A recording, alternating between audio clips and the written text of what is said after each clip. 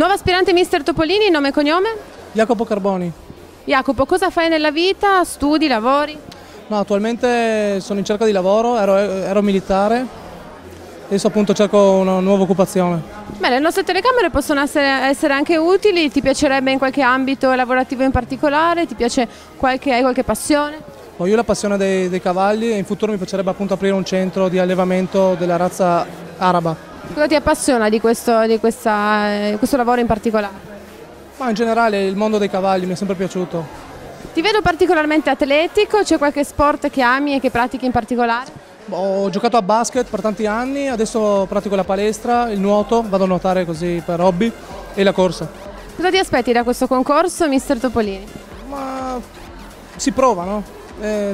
Si cerca di fare il meglio e dopo si vedrà.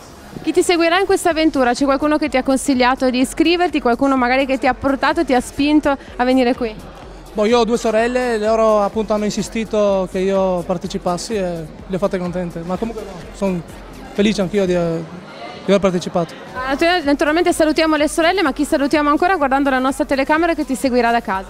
Ma saluto tutte le persone che mi conoscono e i miei amici più cari. To the top, no lead in our Zeppelin. Hey, all your rockets in the house tonight. Woo! Everybody just have a good